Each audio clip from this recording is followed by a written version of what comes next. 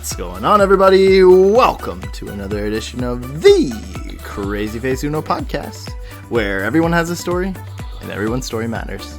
What's your story? If you would like to support the show and help us tell more stories like the one you're about to hear today, please visit CrazyFaceUno, where you can purchase items from our online store or donate. As always, I am your host, Shane McNeely, and boy, are you in for a treat today. It is my honor and privilege to introduce our guest today, my friend, Dan Kroszner. What's going on, Dan? Not much, Shane. How are you? I don't know about the whole treat part, but I'll do what I can. I know people love that one. That's a real fan favorite. Dude, I don't know the last time that we really chatted. It's been in the last 6 years. Yeah, that's for sure. We've texted back and forth every once in a while, but we haven't done a very good job of staying in touch. No, you got married. I did. I was out west too. We've been a little bit all over the place, but yeah. We first met. You were one of my teammates at Invisible Children, my first tour. We toured the Deep South, which is where I live now, which is kind of bizarre and weird sometimes, which encompassed Mississippi, Alabama, Georgia, and Florida. Did I cover them all? Yep, nailed it. And so we got to know each other pretty well. We were pretty good, pretty close on the road. Yeah, we shared a van that we lived in together mostly. Yep. For about like 70% of the tour. So yep. Yeah, got to know each other very well. Crazy Face I think I knew you by that a little bit too, and then I think was the Uno a part of it? I just don't remember that. No, the Uno came later. The Uno honestly was like, people like this. This is one of those like people don't understand the name, which why should you? It's kind of obscure. And Crazy Face Uno or Crazy Face was my nickname in college. Which right, I'm sure you heard the nickname. And so I went by lots of different things. Crazy, whatever. Crazy Face. And, and the Uno was just the bit was, when you do like usernames on games or whatever online, we had to create something. I always hated using a number, so I just did Uno. Or like one was always like the alternative to... Crazy Face is already taken. So it would be like the option would be Crazy Face 1. I'd be like, nah, I'll just do Crazy Face Uno. Or whatever it is. So yeah, Crazy Face Uno sounds like a really cool DJ too. Perfect. Yeah, I don't know. It's random, but I had an inspiration from a YouTube star. His name is Mr. Beast, and are you familiar with him at all? I am not. I know the Beast from the movie Split. Yeah, I don't know that, but... Less good, but yeah. I saw his name, and I was like, well, if he can have the name Mr. Beast, I mean, Crazy Face Uno will do just fine, so I just went with it. Also Beast from X-Men, but that's getting off topic, but... Beauty and the Beast. And then Beauty and the Beast, yeah. All the above. And Disney just came out with their streaming service today. I saw lots of posts and Hubbabaloo. I don't know how you say that. Yeah, that's gonna be really cool for cool people. I don't know. I don't know what's the only special about the Mandalorian, the Star Wars portion of it I may have to get into, but we'll see. I don't know. There you go. There's only so much Disney you can take. Yeah, I hear you. Dude, Dan, what are you up to these days? Well, so this year I just moved back to Philadelphia area. I grew up in the area. Born and raised. Yeah, except about an hour north of West Philadelphia in the suburbs. An hour north. In a place called Perkasie. I was out in Colorado for about 6 years, and I moved back here. I wanted to kind of get a full-time career going. I was like a manager at a wedding venue out in Colorado. Yeah. I think the place, a lot of Invisible Children. Yeah. Lives. Estes Park, right? Yeah. I think you've had like Tyler on. Yep. Too. So and Bethany. Yep. Who else? There's kind of somebody else that's been that was out there too? Oh, Jamie. Oh yeah, Jamie Landsberg. Landsberg. Yeah, she actually was there when I was there for a good amount of time. So so I was out there for 6 years. When you live in the mountains in Colorado and you bar manage a wedding venue, there's kind of a very niche environment. I didn't really want to be working nights and weekends my whole life, so I get that. Yeah, came back here. I did like a coding boot camp for web development. Ooh, okay. Philly. How's that? It was good. I finished it in July, and then somehow on my first interview, I got an internship, and it just turned into a job the past nice job. week or two. So That's awesome. past couple of months have been stressful. It's just like making sure I can get down the job, and then So it's been busy. Did you know much about coding before you took the boot camp thing? Not really at all. I did like a coding class in college, but that was 10 years ago. Yeah. So it was pretty intensive style, 6 months, 3 days a week, and then like homework and everything on top of like the 10 or 12 hours of class. So it wasn't just like an online thing; it was like an in-class, in-person. Yeah, that's the only way. I mean, I can maybe learn online, but I think it's much better to have some people hands-on. We had like teaching assistants that were there walking through helping everybody along. So I'm the same it was a really cool experience. And wow, do you feel like you got a pretty good handle on things now? And I'm still learning. Yeah, I think it's one of those things where you just have to keep learning every day. So basically it should be. I think it's the same way with everything, but this specifically when it's like a web-based technology, you kind of want to make sure you're staying up on it. Yeah, I suppose that's probably too. Yeah, and their coding is like, it's like used in everything these days, so that's good. Right. Hopefully it's not taken over by the robots anytime soon. So. Fingers crossed. You got a couple of years, hopefully. Hopefully we can code that out of the question. There you go. So, look at that. Yeah. Nice little... Careful, they're listening, those robots. Oh, everybody's They'll be listening. like, that Dan Kroszner guy, he's going to code us out. Coming for you. Yeah, I'm the least of the worries, probably. Cool. So what is it? You just been doing this for like a couple weeks now, or? It's been since like August. Oh, sweet. So, it's been good. I'm more like a small company. It's nice. Working for them, I got to get my hands on everything. So I'm a full stack web developer, so it means just working with databases on the back end and doing stuff where people work with on the front end as far as like the user-facing websites. So I'm able to work with both ends, and I think a lot of people usually when they get into it, they're only working on maybe one specific niche, or even a more focused place, depending on how big the company is. So sure, it's going to be nice to be able to touch everything, kind of just get used to a bunch of different ways and kind of grow from there, and then eventually be able to be where I want to be and everything. Yeah. So that's awesome. That's cool. That's really cool. Dude, I was trying to think about this. You're one of 6 siblings? Yeah. One of 6. Because you and Annie both were both had 6 total and like each, right? Which I think was interesting. We both had, Annie was one of our other teammates. And Elise is a big family too. Yeah. I was the odd man out, the only child, the widow guy. We just didn't understand you, Shane. Yeah, I mean, I don't know that I did either. I was like, but like legit, I feel like Invisible Children allowed me, or that tour specifically, really challenged me in that area of kind of learning about myself, and I don't think I knew who I was, Well, when you're throwing... Sorry. No, go for it. You're throwing 4 young Americans in a van from like 20 years old to 23 years old. Yeah. Nobody really knows what they're doing. Good luck, folks. Yeah, but it's definitely growing. I mean, that tour was big, and then my next tour, I think I learned a lot too. So. Yeah, I did as well. Every tour, you learn something new. You did how many tours at Invisible Children? 3. 3. But yeah, so I grew up.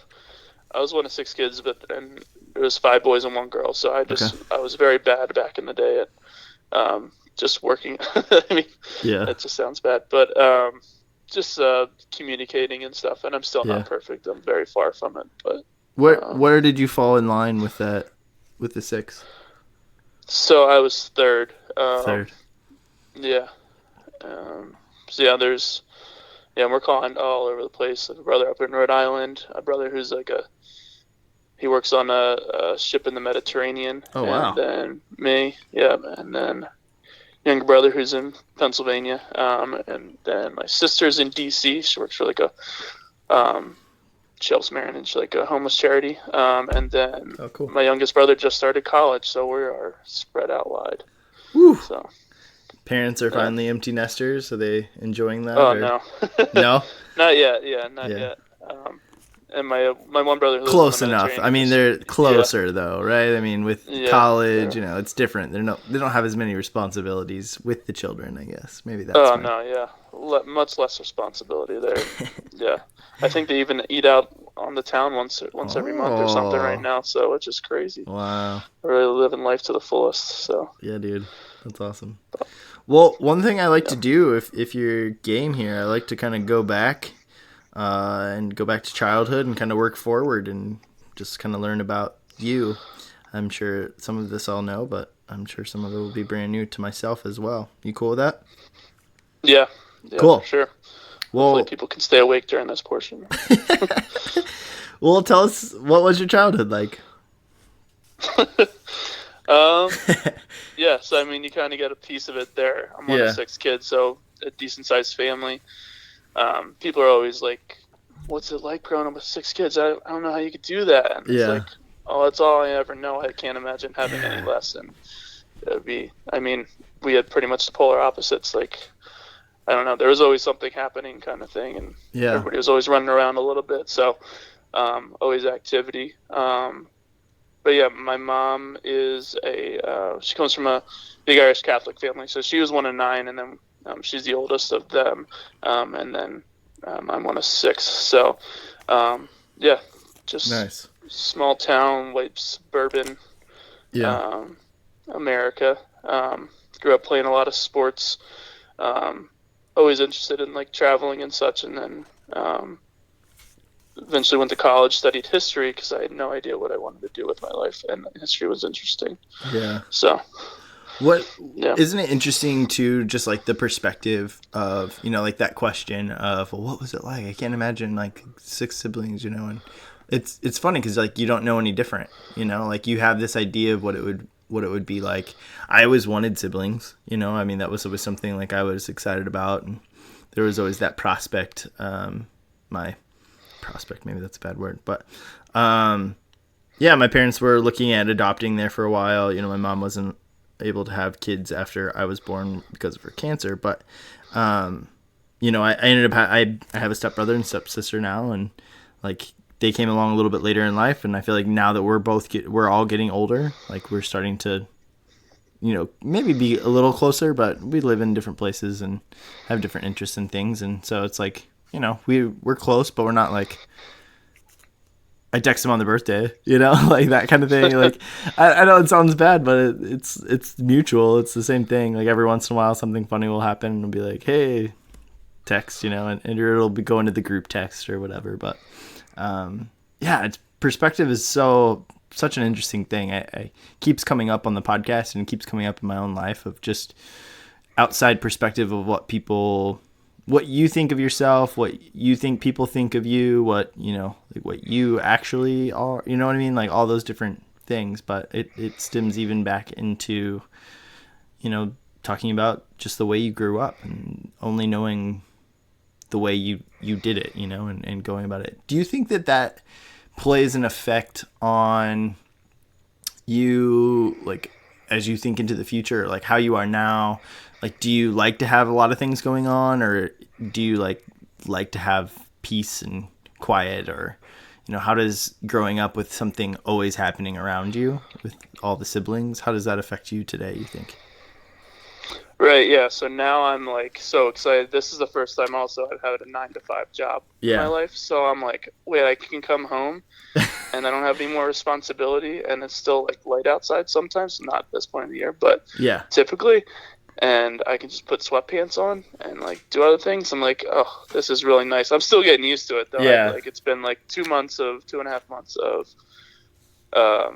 working a 9-to-5 job. I'm I can see how people get a little bored with this, but wow, it's so exciting. I have my nights free. I can hang out with my friends and family when I want to. But yeah, I'd like to take advantage of the alone time when I can. But then also after like, I don't know, maybe a day or two, it's like I need to connect with people and get out and do something. So yeah, I get that. I'm like, I like hide away these days. I feel like, I work from home, so I do a lot at home, but it's been several weeks where it's like maybe I leave to go get groceries, but I just hang out at home. And I really cherish my evenings, with my wife and with my pooch, my dog. But yeah, I don't know, like that's something I think I learned even at Invisible Children, is like having those boundaries and like learning to kind of appreciate the time that you had, that downtime, and in an effort to not like burn yourself out and to, I don't know, just stay healthy mentally, I guess. Right. Yeah, I've definitely learned that over the years. Yeah, I feel like living even in Colorado and Invisible Children, so that's like pretty much the past 8 years. Yeah. For me, before this year, it was like usually a community environment, and always there were things happening. So I'd be like, yeah, I'm going to be active, and people are going out, or we're doing this, we're going to go on a hike. Sometimes I would say no to the hikes, depending on the time of the morning after the wedding, after the weddings would happen. So, but yeah, but then you always feel like a little guilty on missing out the classic, like, FOMO. Stuff. Yeah. Yeah, for sure. So, you mentioned that you were into sports. Did you have anything that you like loved? What were the kind of sports that you really enjoyed as a kid?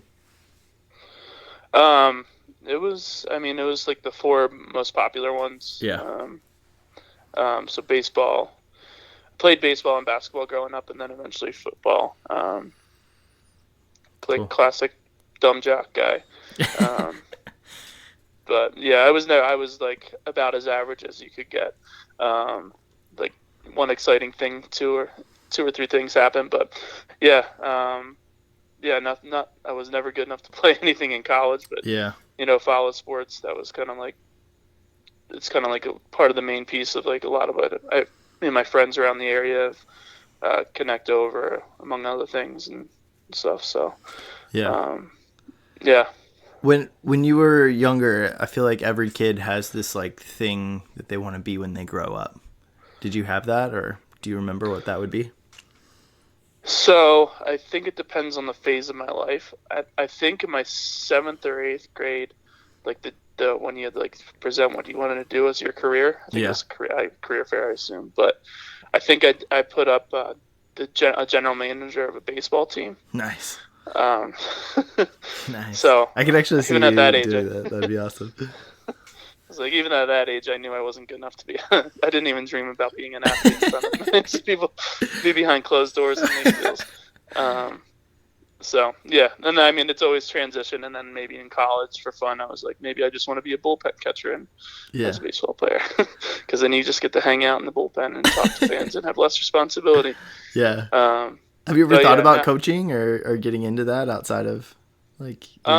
Not recently. I mean, I haven't really had the opportunity to, because I was kind of in a mountain town and working evenings and stuff. So, once I get, I'm kind of at the point right now where I'm finally, I kind of have time to figure out what I want to do with my free time and pick up kind of what I want to devote my free time to, what kind of hobbies and stuff. Because I feel for the first half of this year, I was doing like that class, and then I was also working, so not a lot of free time to kind of devote to something. So now it's trying to just make sure I'm doing a solid job in my job here, and then kind of go from there. I feel like right now I'm not a terrible person, but I feel like I need to contribute something to the community, or I don't know, just get the hands dirty. I feel like you have all these other guests that you've been talking to. I'm like, these guys are really nice people. They're great people. They've done You're an amazing dude.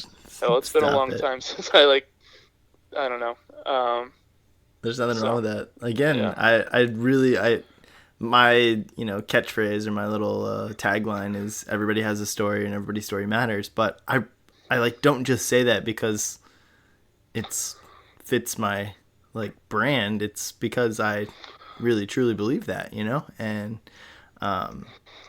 like you're not the only person in the world that has decided to like, hey, I'm doing this thing that I don't want to do the rest of my life, and I'm gonna go chase something else, And I think that people need to hear that. And I don't know, everybody's story is unique and to themselves and to their life, and I think that's important. I think it's important to hear. So own it, man. Don't be afraid of it. It's real. It's a good thing. I hear you, man. So as you like look into middle school and high school, you touched on it a little bit, like baseball clearly was something you were really interested in those days. But as you look to maybe like your high school years, what inspired you to go the history route for college? So I wanted to just be able to, I wanted to like learn something that I liked enjoying. I didn't know that people didn't go to college. Oh, yeah. Yeah, I don't think I like sought out different like routes for my life and such. So it's like everybody goes to college. It's what you do. Zero idea about the thousands and thousands of dollars of debt that all accrue. Yeah. Would you do things differently now if you like looking back? Like, would you not go to college? Maybe. Although, it's gotten me where I am today, and like I probably wouldn't have done Invisible Children and met really cool people out there. Being able to travel across the country and like hit up. I think I've been to like 40 something states, 45 states or something. So I'm like seen a little bit and met so many different people. Yeah. So I know that's the hard part for me too. Yeah, it's a hard part for me too. I look back and like I didn't love I don't know. I went to the Christian school, Bethel, and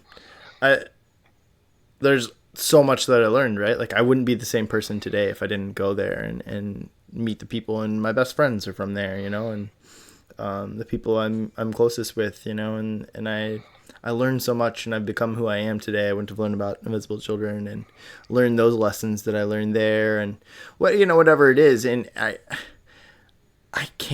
don't know. Like sometimes I'm like, well, if I knew what I knew today, like, would I? I don't know. Like it's hard to tell. Yeah, maybe I would have kept working at the hardware store and lumberyard after high school. I just kept doing that like I did for my summer too. Yeah, right. But that just sounds like, and I would have had that more money and such, but I don't know if that's, I don't really. Yeah. It's not the big focus in life right now. I'm trying to focus on just being done with all loans and debts, just so I can then I have the chance to be a little more free, and do some more positive things without having to worry about money. Isn't that the worst? I hate that. I hate money. Yeah. It's just terrible, but it's just what we gotta deal with. Maybe we should go back to the barter system. Yeah, let's do that. That sounds kind of rough too, though. Yeah. I don't know what I have to barter. I don't know how to get beaver skin. I don't know. I feel like that was mostly what people traded with, just from movies the 7 movies that I've seen from that time period. Yeah, what kind of student were you in high school, middle school, high school? Were you a good student? Average? I was like just above average to average. Like I was not amazing by any means, and I never really tried. I just tried so I didn't have to get in trouble pretty much. Right. I don't think I overdid anything. Like history I liked a little bit more. Sure. Like I remember like studying for those tests, but that was also a time when it was just memorize these dates and things that happened. But I also like on the side I would read, like I had like a World War II magazine subscription and stuff that I would read a little bit from time to time. So a little bit outside of school too, but I was not like an amazing student by any means. Just kind of did what I did to get by. Sure. Sometimes like a joker in class, just kind of depended depending on the makeup of the class. So. I can see that. You're a joker sometimes. I like that. What would you say? Yeah. What would you say is like one of the most memorable moments of like your childhood through like high school? What first comes to mind? Well, we were all, so there's 5 of us 5 kids, and then my youngest brother was born when I was going into 8th grade. Mm-hmm. So that always kind of stands out because it was Yeah. like, boom, oh, we got a nice little miracle. 8 Ta-da! years after the other one. So, Yeah. yeah, so youngest brother Joe always kind of stands out a little bit. Yeah. So that was kind of cool. I don't know. I don't know. I don't know if I have like major experiences. It was just like a lot of little things that kind of add up to just positive vibes and times and stuff. So I like that though. Like the childhood. I mean, obviously, like I don't have any experience of like having a child come into the world while I was growing up necessarily, within my family. So it's like one of those things that I can't imagine what that's like, especially in 8 year difference. Is that what you said? that between him and my youngest sister, and I'm like 4 years older than her. So I was like 12 or 13 at the time. So yeah. Well, my mom's similar. Like her brother is 10 years younger than her. right. And so it was like one of the kind of similar thing, and she's got some interesting, he was always like a little hellion. He liked to pick on my mom a lot and get her in get trouble. away with it. Yeah. Yeah. Did you notice that? Like, was like the younger ones, like, is there any of those types of things that took place? Like the classic, like the younger kids always got away with things compared to you?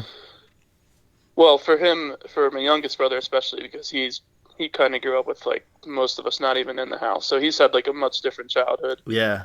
Than we did. Yeah, that's so fascinating too. So yeah, obviously, much different kind of growing up, and we had like it was just kind of the normal sibling rivalry. So it was like it was like the person younger than you would always like that's how, it's how it was just like person that was younger than you would that was like where the fights were, or the verbal spats and stuff. So sure. It's all love now. Yeah. But just like I feel like that's a maturity thing too. Like as I get older, the things that I don't know, even like the things like there's things that popped up in college, with some of my friends and whatnot, and I just look back and I'm like, I don't even care anymore. Like, oh yeah, I don't know, like it doesn't affect my life at all. Like I would rather just have you in my life. Can we put that away? Like, I don't even know what we were angry about. Like, Yeah, I hear you. Yeah. It's like a maturity thing. Yeah, just and time heals all. Yeah. So you're obviously involved in sports. Were you involved in any other extracurriculars in your younger years? Like band, choir, robotics, 4-H? I don't even know how to spell 4-H.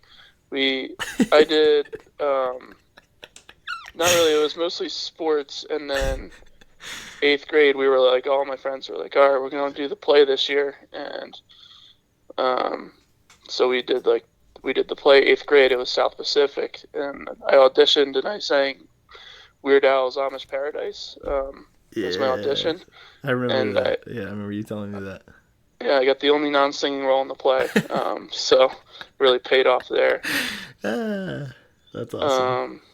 Yeah, I mean, that was like, I did some like Catholic related activities. It was Boy Scouts and stuff like that as like a youngster. But then I didn't want to really wake up that early or go camping as much over time. So, yeah. Not as many activities. I'm trying to think in high school outside of sports. I don't think I did too much there either. So pretty boring guy. But what about like, did you ever, was there any like stories where you got in trouble?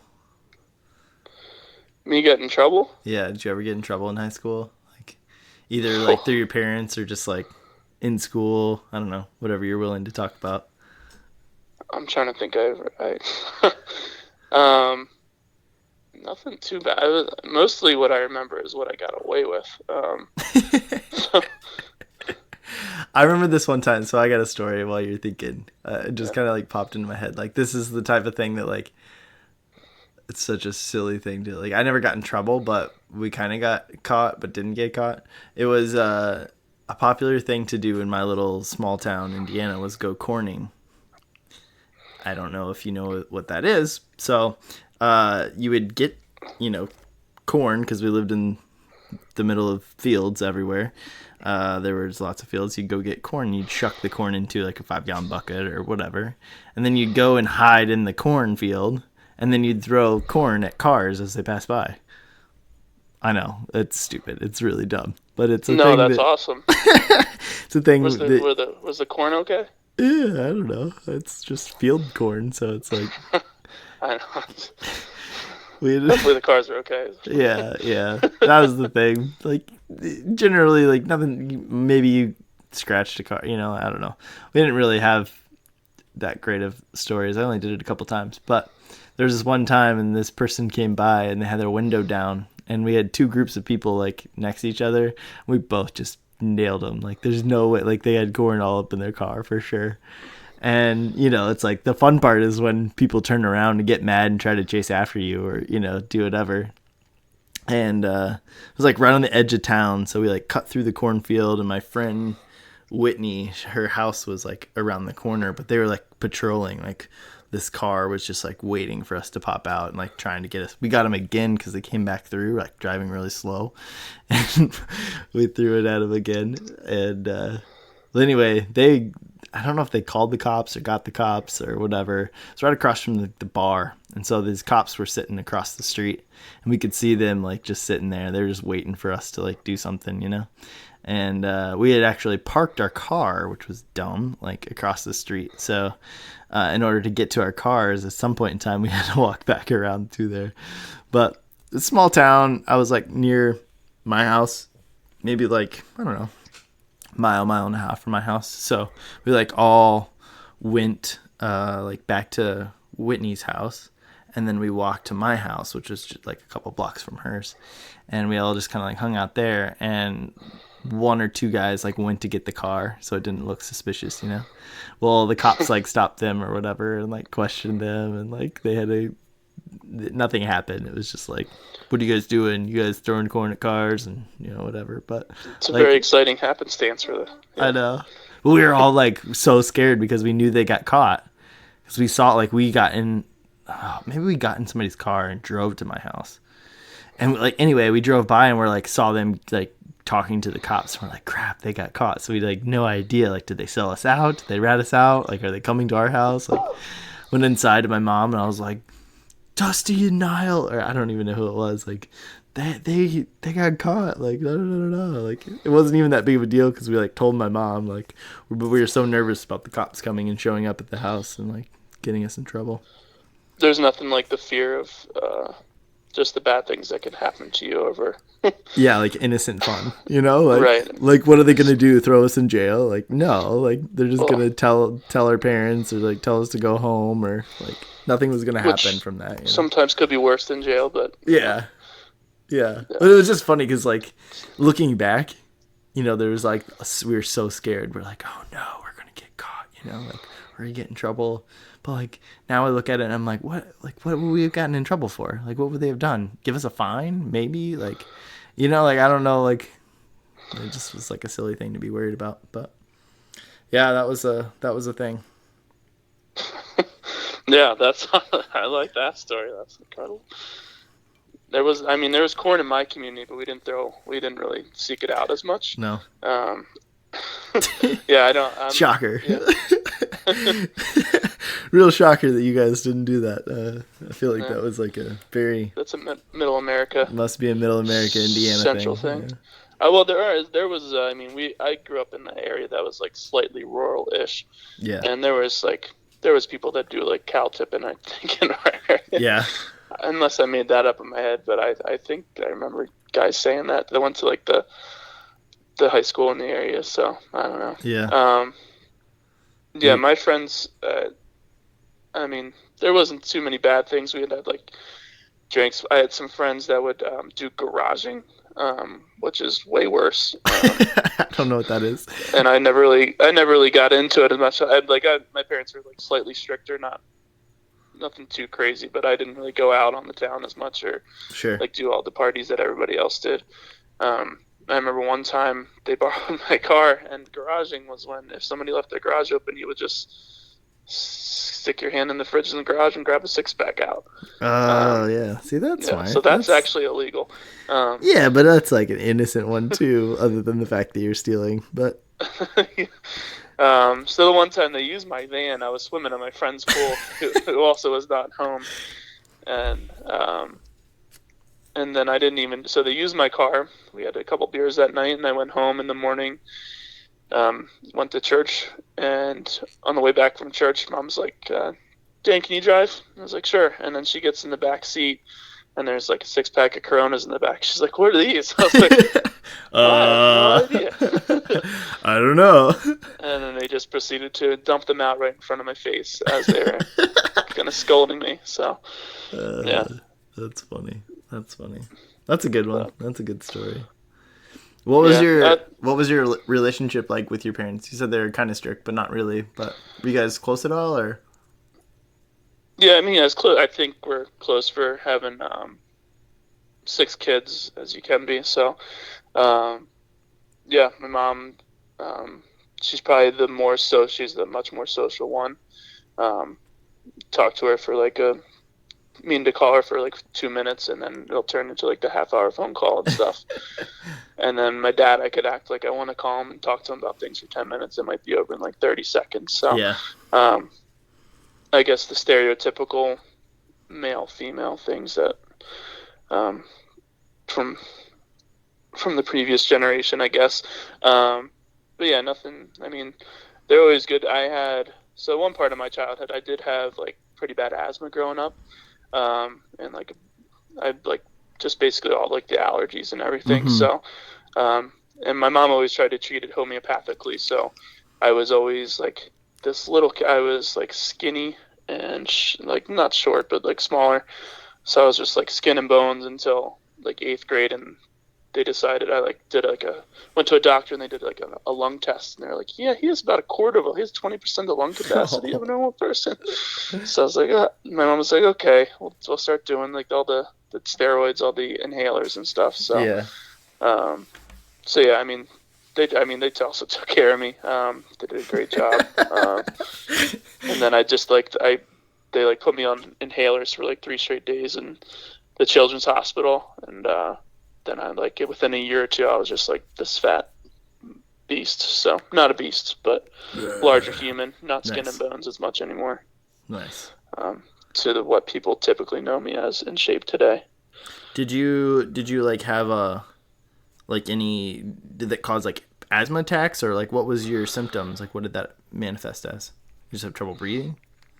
Yeah, just trouble breathing. A lot of times I would have trouble sleeping a lot of nights. So I'd during night times I would just be sitting up in bed, and then sometimes they would just put me in the back of it. They would turn on the shower really hot, and I would stand in the back, not where the water was, and then I would just have the steam, and I would try to.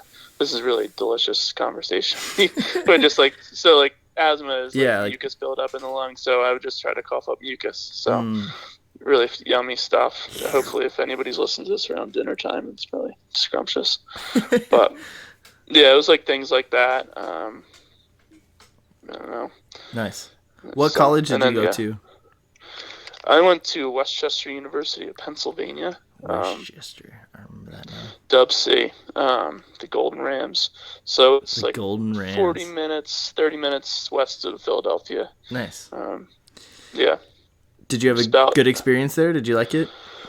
Yeah, I think just like everybody, it was a good, just getting away from home. Not that home was scary or bad or anything. It was just new experiences, and just meet a lot of different people from different backgrounds and stuff. So I mean, I have lived with the same 4.5, 5 guys for all 4 years or 3 years. So I had some good friends back then.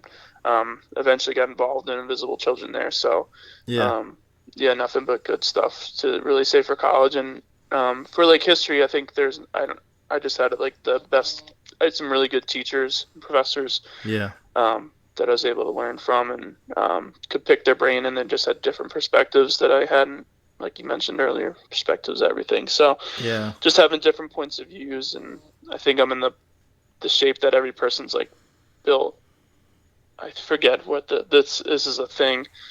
But like every person's like a diamond, so like they're all kind of shaped by the different experiences and people that they're around them. So yeah, absolutely. So that was just a good thing for me in college, I think. To Do you still stay in touch with just like any everybody. of your friends, the guys you lived with? Yeah, so actually my roommate that I like randomly was set up with freshman year in my dorm room.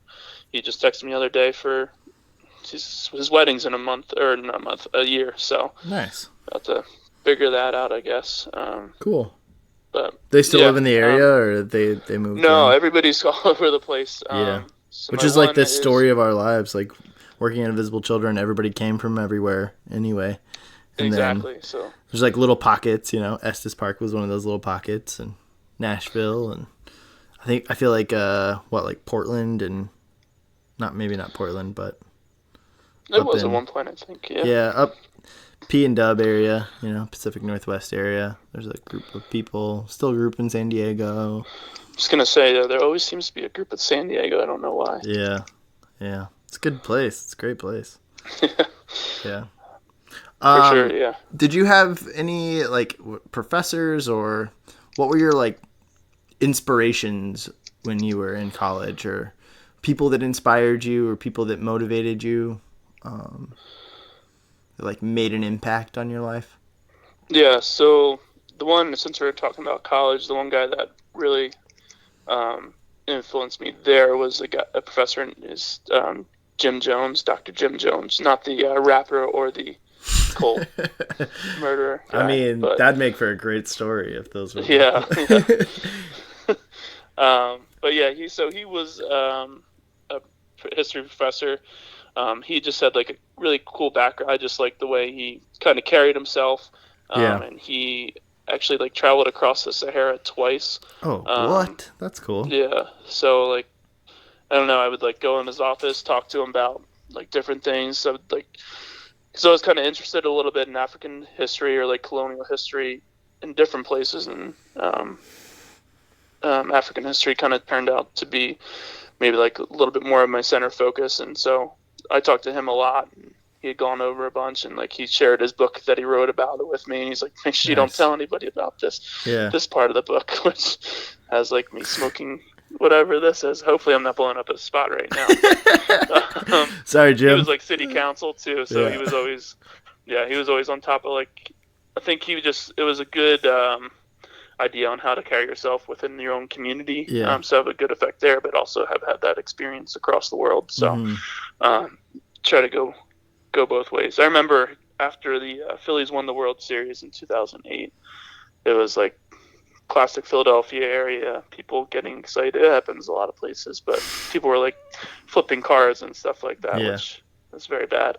And he was just really upset. So he was like, man, I worked so hard for these students to get a good name in the community, because we're so the community was like pretty close knit. The students and residents of the area would kind of intertwine. So but, did you ever learn any like tough life lessons in college? Tough life lessons. Well, money was one of the first ones that came up. So it's like, just work hard to get your own buck to be able to survive a little bit. So I worked at a daycare through college. So there's me and all the other males in the university. Just kidding. It was me and one other guy, and we were both named Dan. Dan. That was pretty fun. But yeah, just having to I had a job, did like 20 hours a week in classes and stuff like that. Yeah. So just being able to like somewhat be financially responsible. I still feel like I'm still learning how to do that, but I think that was the big life lesson there. Yeah. Girl. But, same. Yeah. Experiences are fun, but having money having no debt is good too. Yeah. Is that I feel like we're the norm though, Like, I don't know too many people that don't have at least a little debt from college or whatever life, Yeah, people that got scholarships and were smart about it going in beforehand, or smart and screw those people. Yeah. Great work. Give me a job. Yeah, good job. Great job. Yeah. Right, exactly. No, I'm just kidding. Did you feel like you were ready to like take on the world after college? I don't know. I don't think I view myself in that respect. I was really excited to do something though. I was either going to do the Peace Corps or Invisible Children. Yeah. So that's like another kind of 50-50 toss up. It was like, because that's kind of a big decision too, because otherwise maybe in the Peace Corps, I minored in French in college. So I was hoping to like use that and work in a francophone country, and that would have kind of maybe been a different launching point for the rest of my life. Sure. But I think I'm pretty happy with being able to do. I think Invisible Children was also kind of taking on the world in its own way too. Yeah, absolutely. Yeah, so. I just don't. I feel like you always. I don't know. I've talked about this on the podcast before, but as I've gotten older and as I think it's just maturity, and the stakes are higher, with your responsibilities and things. But it's just like as you get older, it's just your focus changes on life, and there's just if you don't have a job, then you can't pay your rent or pay your whatever, and it's like it's just higher stakes for I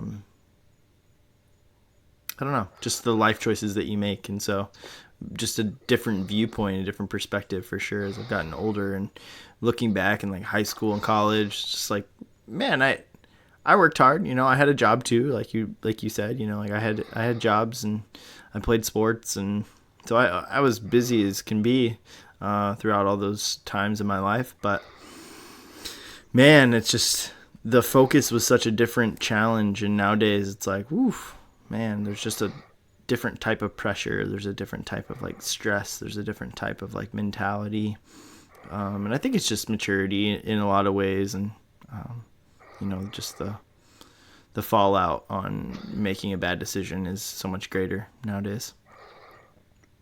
Right. Yeah. Well, I always just hope it doesn't continue trending, so I don't become the old man who kids get a ball in my yard and I just yell at them. Right. So that's like, yeah. But yeah, no, 100%. Yeah. So yeah, definitely view life a little bit differently now, but there's still like the same positivity. I think. Yeah. I think that's an important I agree. thing to kind of maintain and stuff. I agree. How did you find out about Invisible Children? How old, or like what year of college were you in when you first learned of them? I was a junior, and somebody talked about a screening, or I think they were just doing something. It was just a club activity on campus. So it wasn't like it was like political science class on South America. Yeah. And I just remember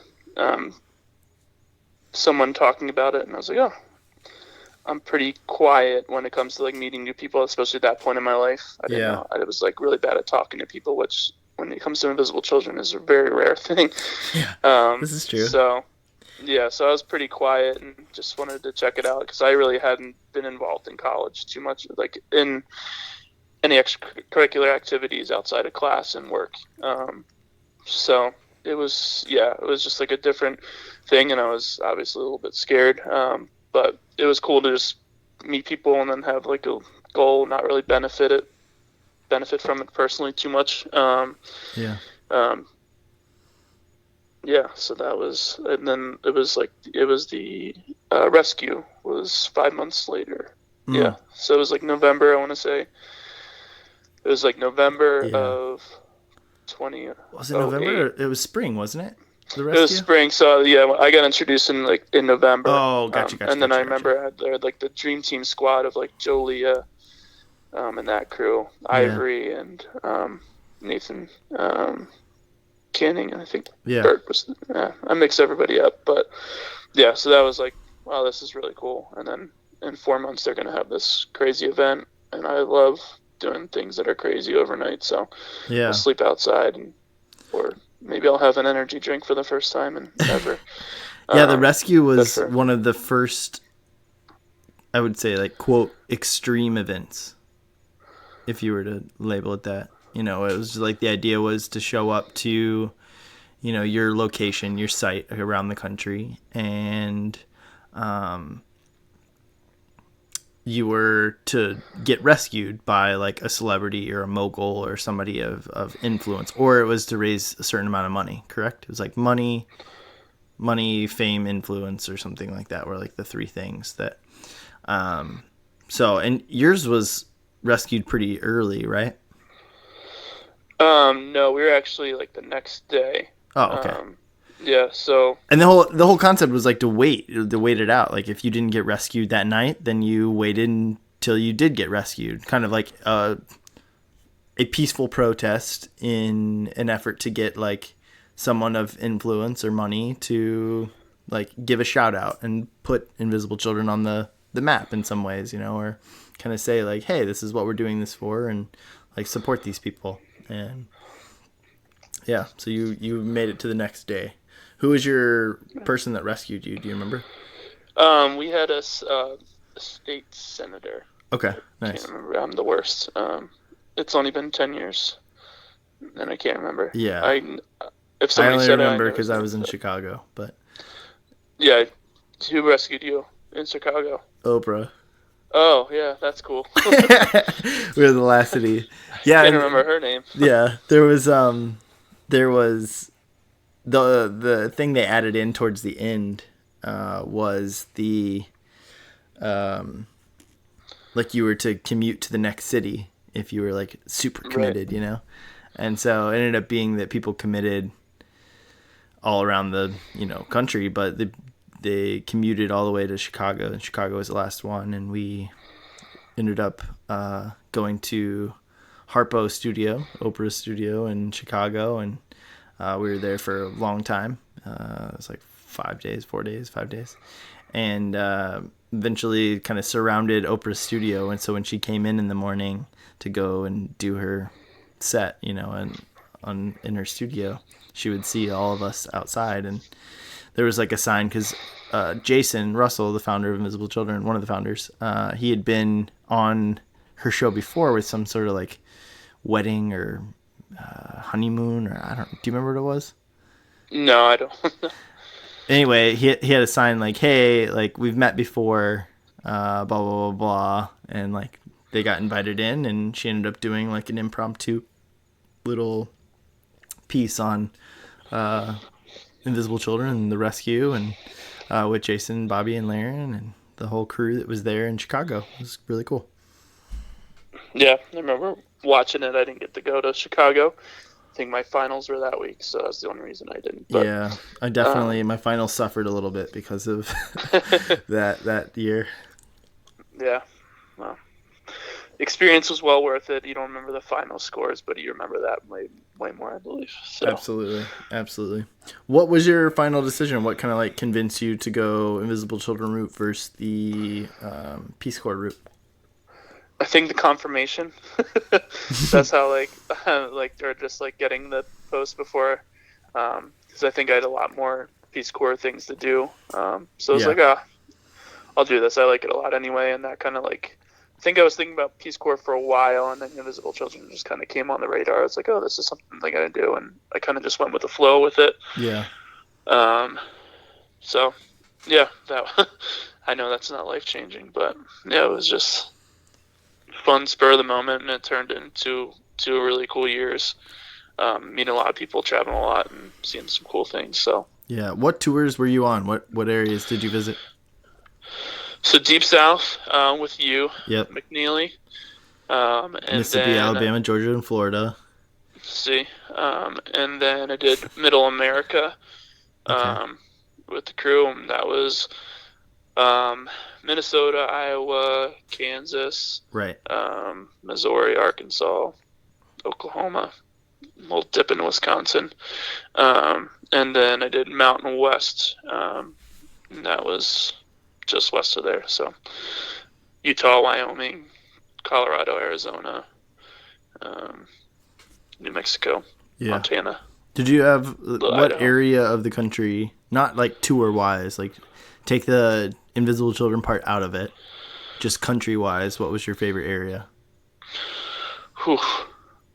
Yeah, I think somebody, I would know, this is somebody like, just, we were talking about this the other day, and it's so hard, because there's some things it's like, it's so hard to rank, because I really like the mountains, but I also like the beach. Just sounds like a dating profile there, but, but yeah, and there's even like things I think people have different feelings about different places in the country, but I even like Iowa's, like my grandma was originally from Iowa, so there's like things like there that were really cool. Yeah. Yeah, I think, you can take like the physical features of the land, or the nature of the people. And I think everything has its own kind of meaning. Yeah, absolutely. If I had to pick a place, I think Colorado, that's where I was for a while. Yeah. And also, I think that's where District 1 was based in Hunger Games. So in like an end of the world scenario where we're not sure about like the future, I feel like that's a safer place, especially with like global warming. Or maybe just the middle of nowhere if I just go real northern. Just go Canada, I guess. Yeah, I like it. So, I like it. Colorado seems fair. Seems like a safe place. Yeah, but hey, I've never been to Alaska, so who's to say? Man, me either. Have you been to all 48? Did you say that? No, there's been like such random ones. So I've never done South Carolina, Michigan, and then there's like, I feel like there's been like a couple that I've been to, but I don't feel like I've experienced or done well. That was what I was gonna say. Like, what do you constitute? Like, if you cross paths, like if you touch down, you're like, I had a layover there. Do you count that, or is it like? No, it's like spending a day. Okay. Or at least a day. Yeah. Yeah. See, mine would be less with that. If I talk about like just like crossing through or passing through, like, I don't know. There's still a good chunk that I haven't visited, but I've been to I've been to a good chunk of the continental United States for sure. Right. Yeah.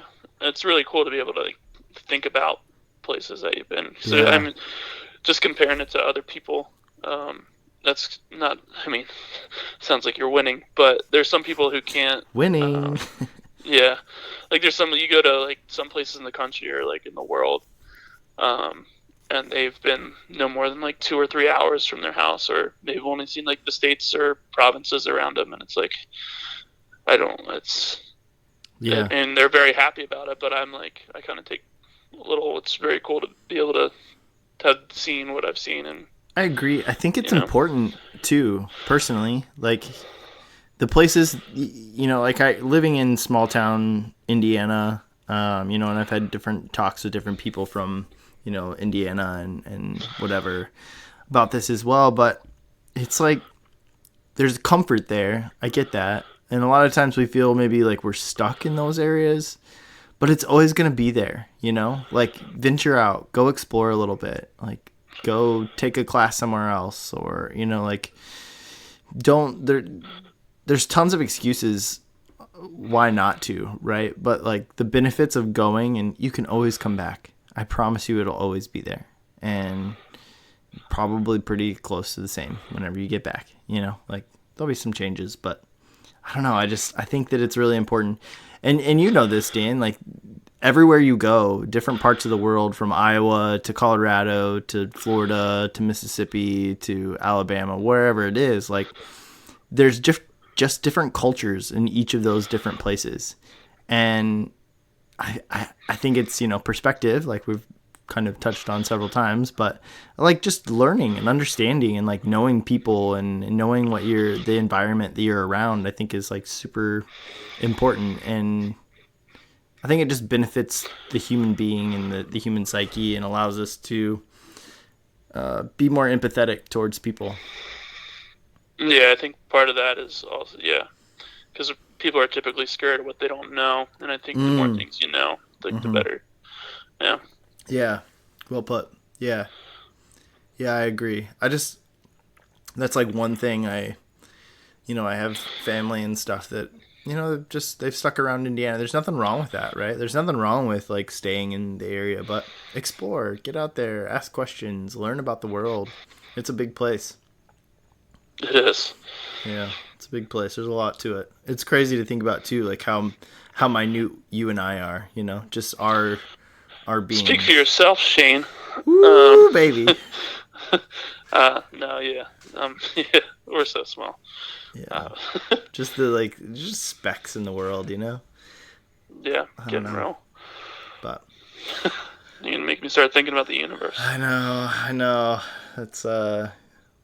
It's real. I think about that stuff though. Like I think about how like, man, we're just so small and in comparison into the more we know, the better, and I don't know, just so much to think about. But back to Invisible Children. You did those tours. You also did you were on the, what was it, the street teams? Is that what they're called? Yeah, very memorable.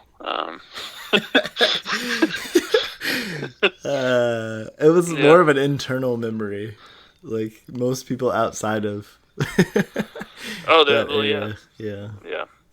So it was like a pilot program to like extend Invisible Children's brand, and I think it was like my third or fourth day in Chicago, and Coney 2012 happened, which I don't know if you've talked about that before. Not a lot, podcast, but some.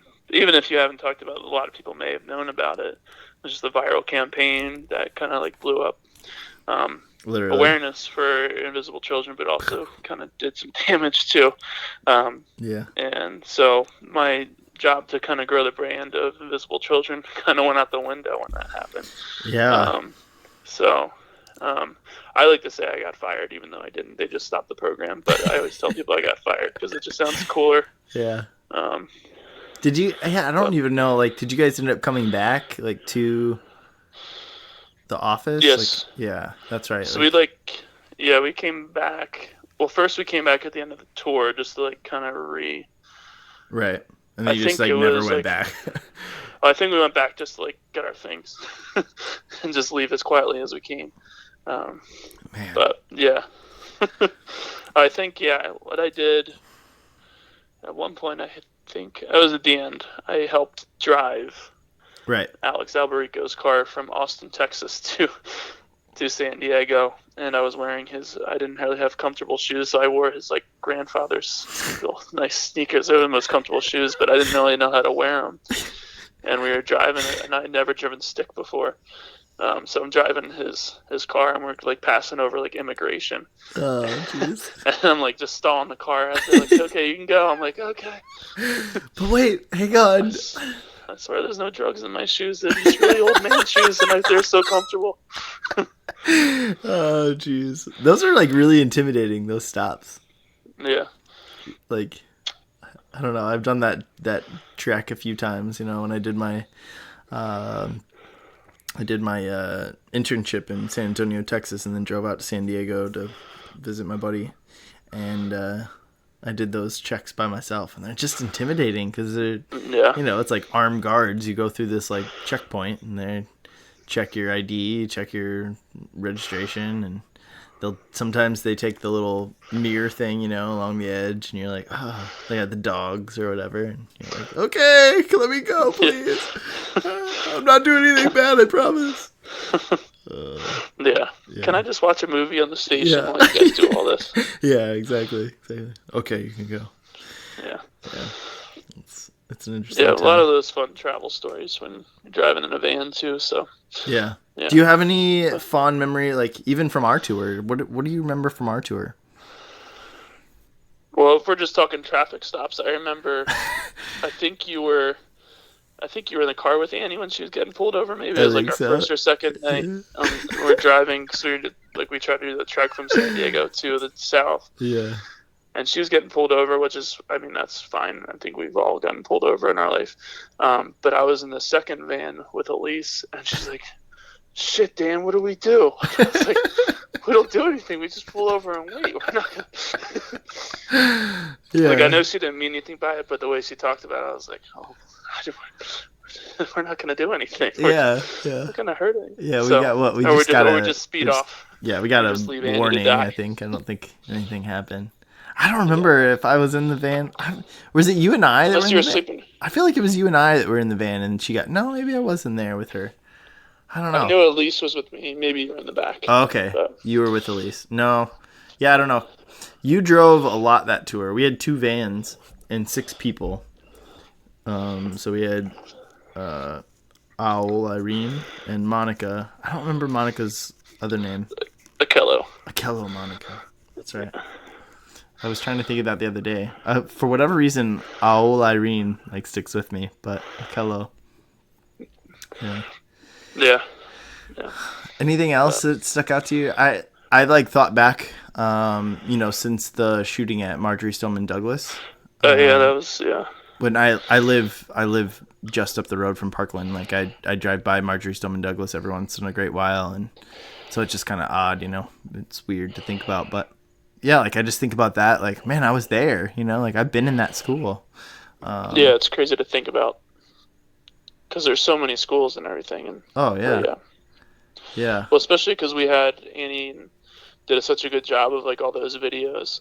Yeah. So that's the only reason I kind of remember some of those names is because we watched those videos. She just has those videos online still. Does she have them online still? Oh man, I think so. I gotta check that out. I think if you look, Schools for Schools Frontline Tour maybe. Yeah. Deep South, but yeah, just doing all those dumb videos that we had, which were also amazing. So yeah, they were great. Annie was a champion with those. She would always make sure we did them, and I don't know, she was awesome. I was trying to think, I've thought of different people, like Ashley Platey. Yeah. In Orlando area. I would love to see her. Ashley, if you're listening, let me know and reach out to me. I know she knows I'm in Florida, but I just think about we stayed on her, slept on her in her living room, couch and floor and whatever. And she took us to Disney World, which was pretty cool. We went to Universal and Disney World that same tour, that same part. Yep. I don't remember much about Mississippi or Alabama. Jones, I remember her. She was one of her. Yeah, I remember. Yeah, Suzanne.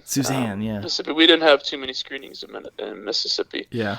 Alabama was cool because we had Birmingham. Birmingham was cool. Yeah, that was cool. And we had a nice little getaway in Mobile. And I got cornrows. It was pretty cool. Oh yeah, I forgot about that. Oh, yeah, I think Arian gave me cornrows, and then yeah. I remember some of the schools. Was it Auburn? Yeah, I think Auburn was the big one where we did the that was outside. One of our first ones. Yeah. Was it? Yeah, it was outside though, right? In their student hall or student. I don't know. I remember that campus was just really beautiful and big. It was just big. That space was really big. That we did it outside. I remember Florida really well, probably because that was my part of the tour. Yeah, I remember Florida well too. Now I'm remembering I was in charge of Alabama. We did Tuscaloosa too. Oh yeah. Just the big library. Yeah. Anyway. Yeah. There's been times where my wife and I have been driving in this area, in Florida, or we'll go down to Miami and we'll drive down to Fort Lauderdale or whatever, and we're driving through some of these towns or just kind of off the beaten path, and I'm like, man, this area looks super familiar. And then you pass by a high school and you're like, what's the name of that high school? I don't know if I remember that, but this looks really familiar for some reason. Or we went to this last weekend. We went to Hollywood. Hollywood, California, Hollywood Beach area. And I remember there's this little circle area in Hollywood. And I'm like, I know we were here. I remember this. It was at night. It was in the evening. I don't know what the screening was. I couldn't tell you. But I know we were in this area for sure. Yeah, it's just deja vu all over again. Yeah, it's crazy. Sometimes it's just these weird moments where you're like, whoa, this looks really familiar. I have those little moments. I couldn't tell you, right? I have no idea. I don't remember a lot of the schools. I know some of them, but I don't know many of them. That's for sure. Oh. It's tough when you do think we did like 110 screenings. So 110 screenings in 10 weeks. Yeah, and you and I mean, you did 3 tours, I did 2, so times 3 for you, times 2 for me. Oof, it's a lot. Yeah, and we split those up sometimes in the first couple, but no, it's a lot of people, a lot of things, and so many conversations. So just some mental pictures. You always wish I'd taken like a diary, but I'm not good at writing. But I think I always like tried whenever I did like that, or I did like a travel abroad or something like that. I always like start writing a diary or something, or a journal. Journal's the more male version, isn't it? Probably. The old stereotypes. Whoa. But yeah, I always was real bad at just keeping that up. And then I would always end up, I'm not like good at writing like good sentences. I'm much better at just writing. Like I did like an outline, like did this today. Yeah. This. I know. It's like this isn't much different than I would love to read some of my old like diary journal deals. I have some journals like where I'd write poetry and stuff, you know. Mm-hmm. I still have some of that from like tour and stuff, and I've added to it and whatever, but I don't know. It's like my own like personal collection, but it's kind of weird. I was gonna say I had a question or thought. Shoot, Dan, I went blank. It's okay. Sometimes. Was there? Man, what was it? It was something good, man. It was good. Well, I don't know what it was. It's eluded me. Maybe it's for the better. Yeah, probably so. Well, so we've kind of when you left Invisible Children, did you go straight out to Estes Park then in Colorado and start working there? When I got fired from Invisible Children. When you got fired from your street team. I didn't get fired, just in case anybody's worried about blasphemous talk. No, so I came back to the Philly area for a couple months because from my third tour, I actually got a trip to Uganda. Oh, yeah. Tell us about that. I had it was amazing. So it was like 10, 12 days. And it was with some really cool people, Timmy Harris, Tyler and Kelsey, and I need to get Tyler and Kelsey on the podcast, but Timmy's been on the podcast. I want to get Tyler and Kelsey are both on my list. I plan to reach out to them soon. So Tyler and Kelsey, if you're listening. Yeah, there's actually if they are listening, Tyler recorded me and Timmy doing a music video in Uganda, and the release was supposed to be 2012, 2013, and it's gotten to be 2019. So it's really You're waiting for your music video, huh? Yeah. So we were called Mzungus with Attitude. We were MWA, Mzungus with Attitude. Mzungu is just white person in Uganda, in Acholi. It's just the local language of some part of northern Uganda. So yeah, it was a very good cover. Do you remember our little music video in the laundry room of the Ava? Of the what? Of the Ava apartments. It's an inside joke as well. I don't know. We can talk about it offline. Might have to do that. It's been so long. We'll talk about it offline. That one's sorry, folks. That one's for private conversation.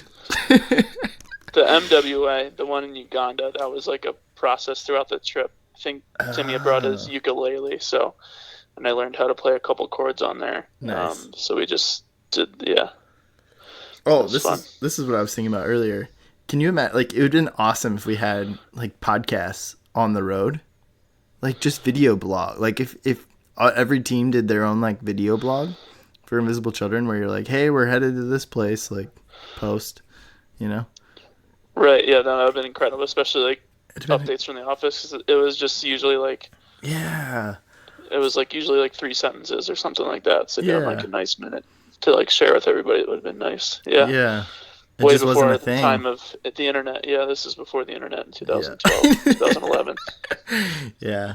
I feel like if podcasts would be awesome because then you could like you could have such a recording of like your thoughts and the things you were doing and your things you're excited about and whatever. Like, Right. it'd have been cool. It's crazy that technology has come this far that wasn't even in people's mind back then. No. Maybe, I mean, I don't know when podcasts really. I think feel like they've been more popular past like 4 or 5 years, but it's probably started around then. Yeah. Very quietly. I think they started coming on around then. I mean, because we did live streams, you know, like with Invisible Children and stuff. But right, that was. Great. I only know this because I think Rogan is coming up on Joe Rogan. You know, shout out to the great Joe Rogan, the powerful Joe Rogan. I was listening to his podcast today, and he said something about how it's like coming up on 10 years for him doing podcasts. So it'd have been, you know, 2010, 2009, you know, ish. Right. So, you know, yeah, been right around our time, but it'd have been early. That'd have been the early inception of the podcasting world, I guess. Yep. Well, if we fast forward to, you know, kind of today, and as you look into the future, Dano, what are you looking forward to most? Whew. That's easy, Shane. That's such an easy question. Here are the tough ones. I've let you off the hook until now, so you've got like 3 or 4. There's more hard ones. Yeah, oh, jeez. The hard ones are really coming now. Oh no. Honestly, this is very small, or maybe small-minded. But for me, I just want to be done with all debt and loan and stuff like that, which is maybe a little small-minded. But I think there's a lot more that I would like to do, and I can do other things in the meantime too. But just to have that off my chest, to be able to just kind of focus on the next thing and spend my time and money on things that kind of care about a little bit more than paying back the government or whoever. Yeah, right. So, looking back, what advice would you tell little Dan if you were to look back and, like, I don't know, pick a time period? What advice would you give yourself? How small of a Dan? Let's say like middle school, high school Dan. What advice would you give yourself? Freshman year of high school, perfect, right in the middle. Whew. I don't know. It would be like be more positive. Be positive. POSIVTZ, slide WIZ. I'm so glad you know that. Yeah, I don't know. I feel like those are like kind of my big. Like I don't remember getting in trouble a lot in high school, but I do feel like there was times where I wasn't the best individual to other people, and even to this day, I always think about that. I don't think I did anything horrendous or terribly mean to anybody, but I always think about just be a good person all around to every person. So I don't know. I feel like there was times where I wasn't as good, and I still to this day I'm not. But I feel like I could have been more focused on that back then. But also being a 15, 16-year-old, it's tough. But true. Yeah. That's a good one. I think that's a good advice for anyone, really. I mean, just be more positive. I wish that upon myself as well. Do you ever think about your legacy, Dan? My legacy, like legacy scholarship fund? Yes, like that, but only on the receiving end. There we go. Right. I feel like I haven't thought about a legacy until maybe recently. Like 30 seconds ago? Just in the past when you just started asking me that question. No, maybe past like 6 months, a year, or something like that. Well, when you look back on your life, what do you think about that? Like, what do you want your legacy to be, or like what are the thoughts that come to mind whenever you've thought about that? I guess it's different thoughts on different areas on that. So, I don't really. I think on personal legacy, maybe I was thinking about a different, just what I want to be like when I get old, maybe, or who's around me by then. Just having like a close-knit community by that time. But legacy, I could maybe, I guess I don't care too much as long as people don't think I was an asshole. Yeah.